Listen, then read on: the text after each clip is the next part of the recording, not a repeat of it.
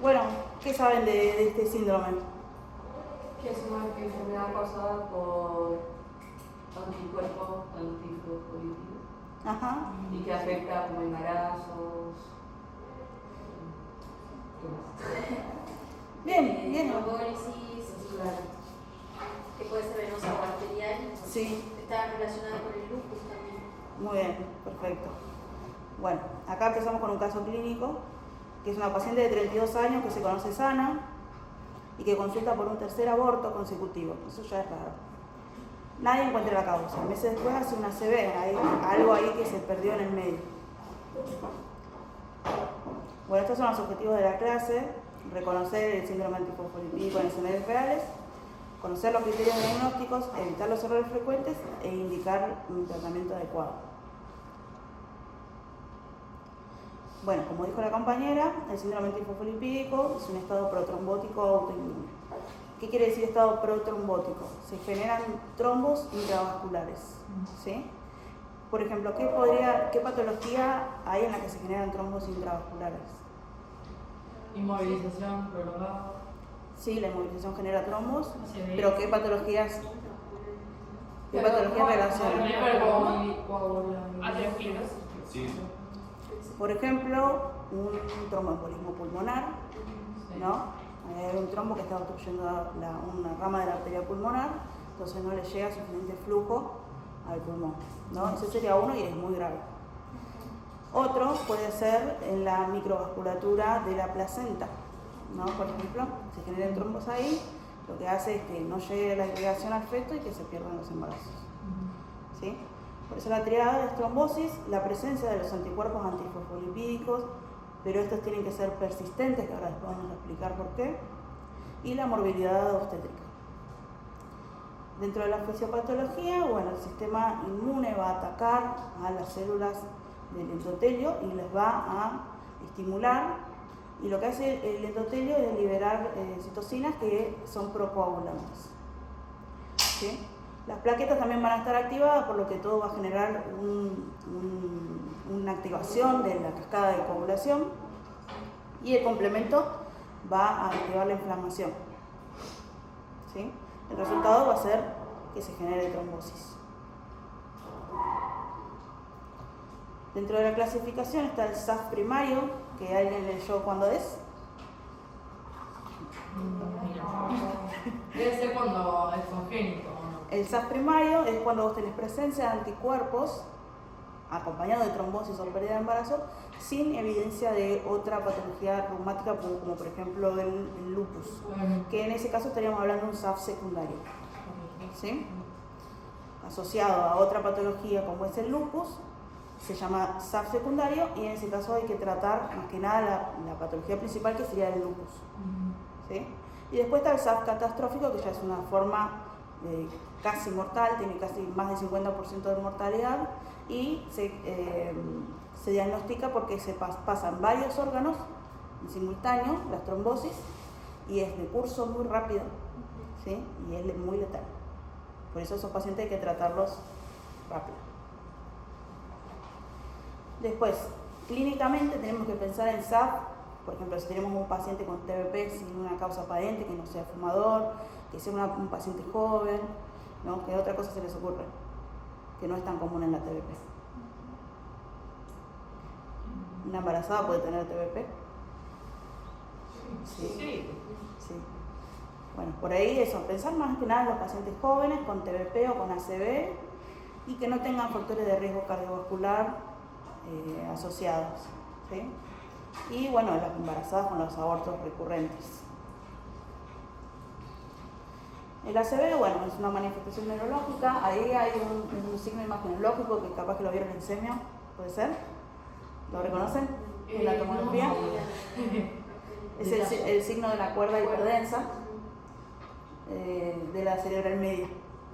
Es un signo precoz que aparece en las 3 horas de inicio del ACV isquémico, ¿sí? Bueno, el ACV es una manifestación grave del SAF y bueno, tiene alta mortalidad también asociada. Después también hay manifestaciones cutáneas como esta, que es el lívido reticularis, que como dice acá es un patrón vascular cutáneo que se manifiesta con una red azulada o violácea, y la fisiopatología se basa en la interrupción o el enlentecimiento del flujo sanguíneo en las arteriolas que irrigan la piel. Eso lo que hace es que se produzcan estas manchitas como en forma de trazado reticular. Eso también es muy característico.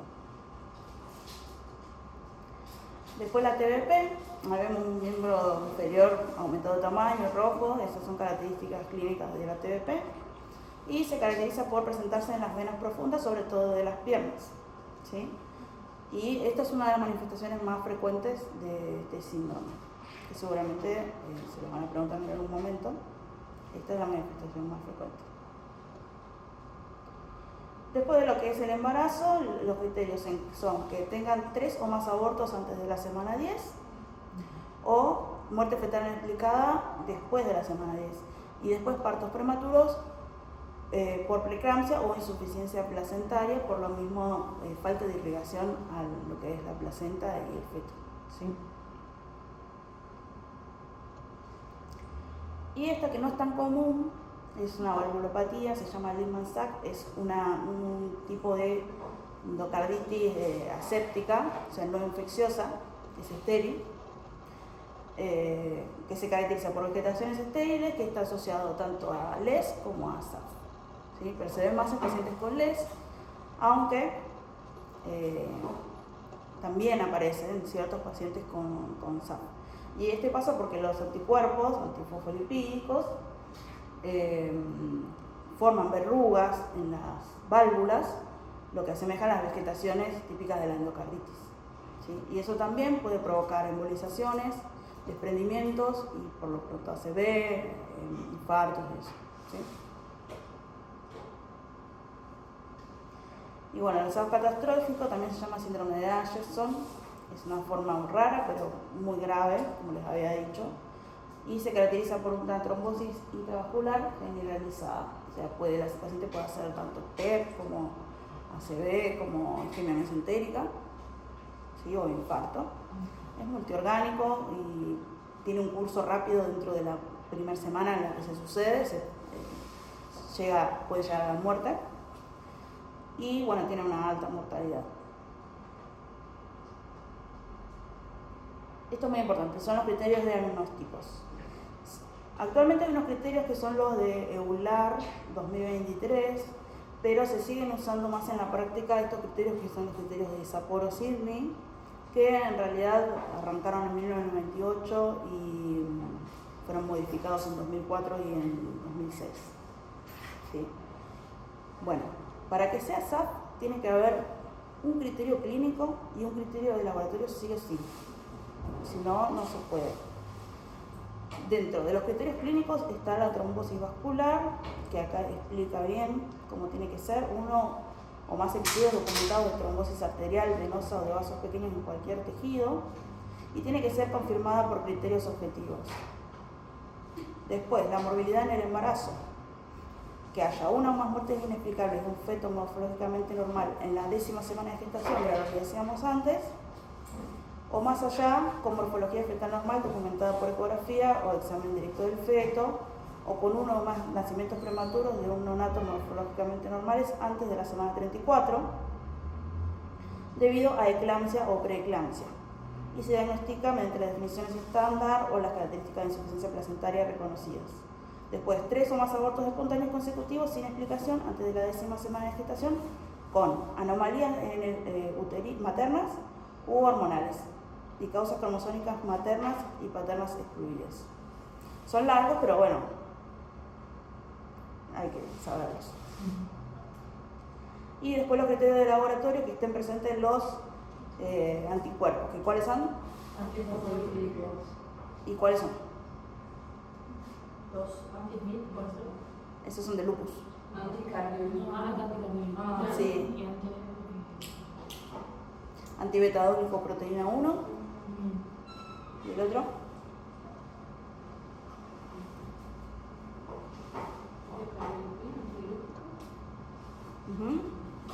Ah, ya lo dijiste. Bien, está bien. Ya, antilúpico. Un error frecuente es que se diagnostique con una sola muestra o se diagnostique con criterios clínicos. ¿Por qué dice esto? Porque tienen que pasar 12 semanas entre muestra y muestra. Sí o sí para confirmar. Si vos confirmás los anticuerpos en una muestra, vos ya sabés que puede llegar a tener SAF, pero no lo vas a confirmar hasta después de las 12 semanas, o sea, hasta después de 3 meses. Sí, hasta después de 3 meses, porque eso quiere decir que los anticuerpos son persistentes. ¿Sí?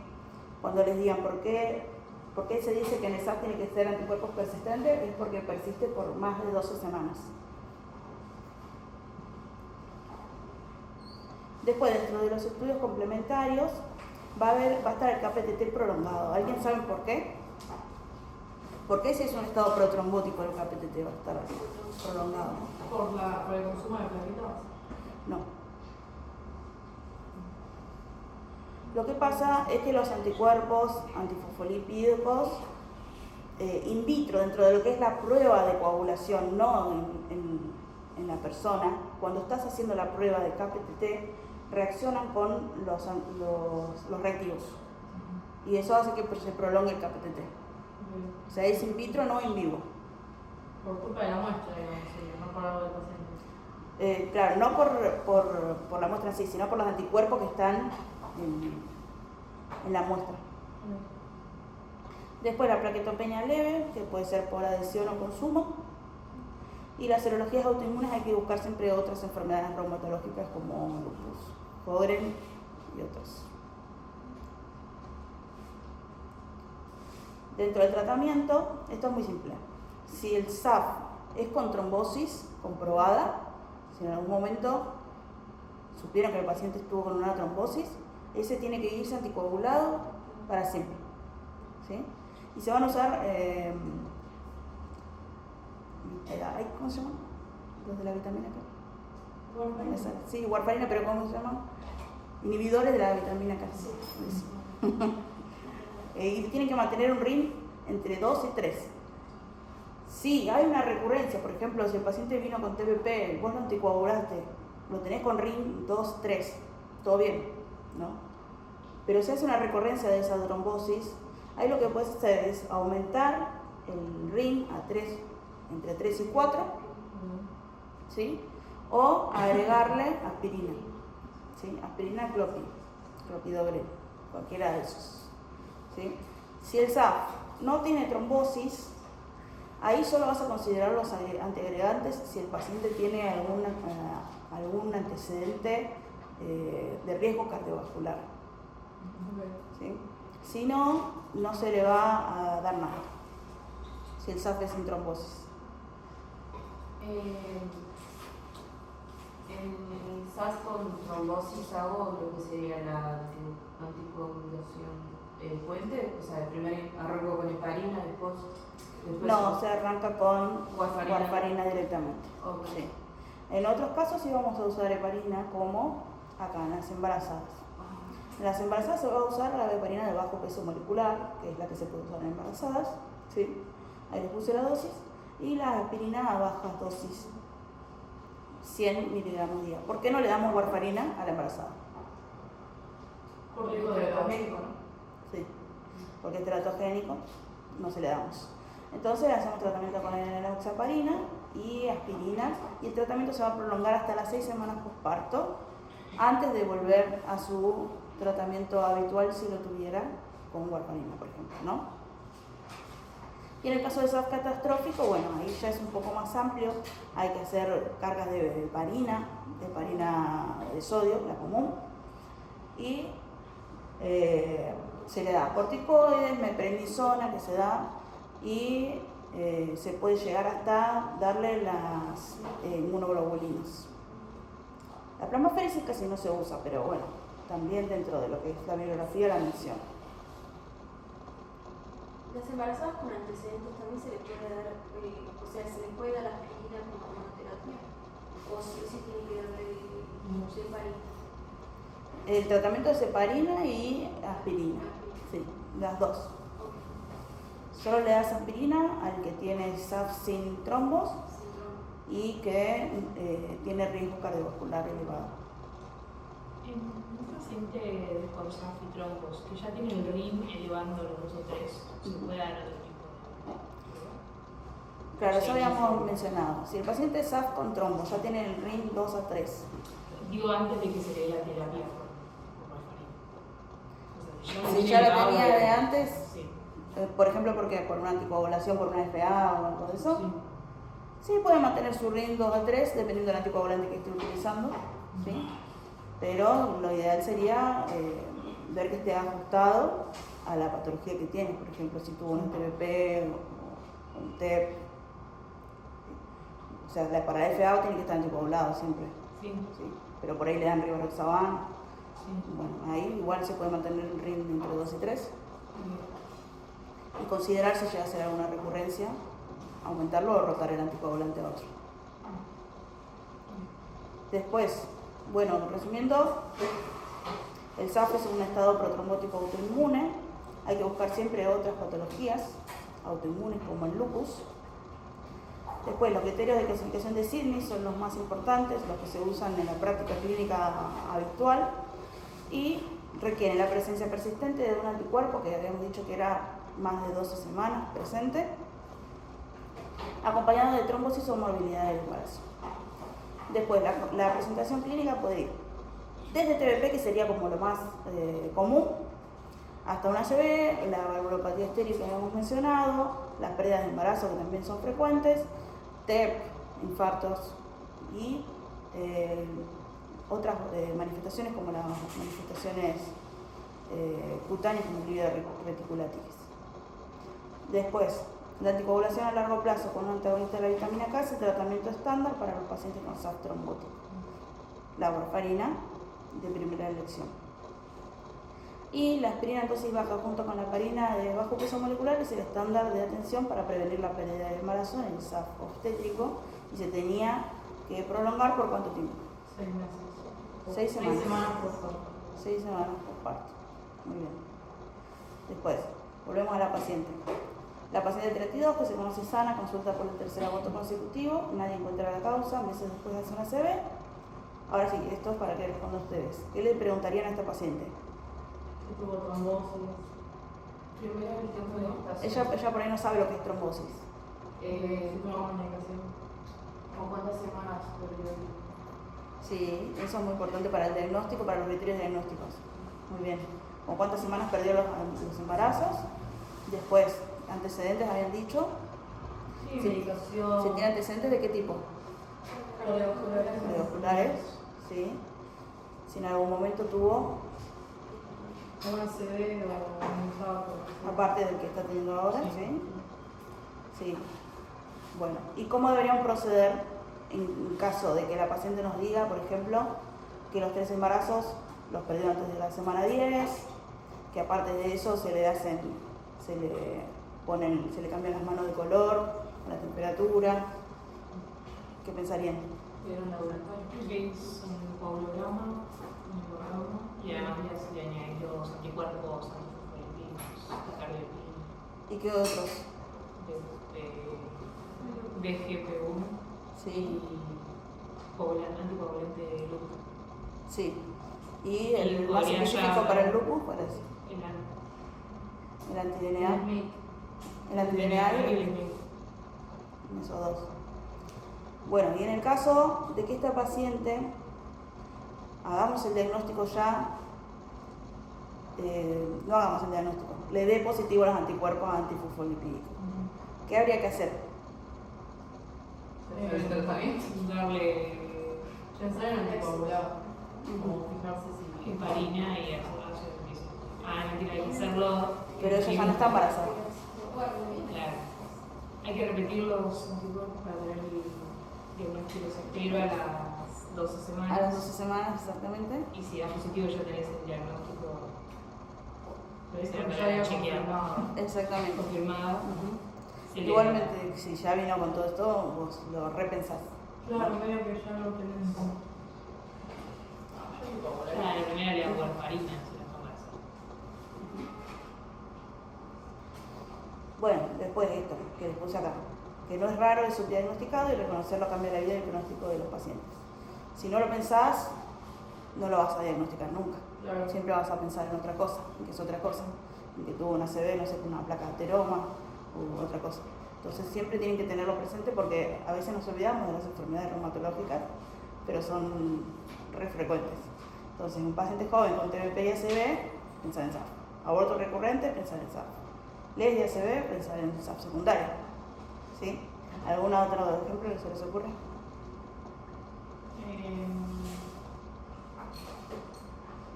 Pero ¿cómo? ¿Qué situación clínica te hace pensar en escribir un SAF? Que no esté acá.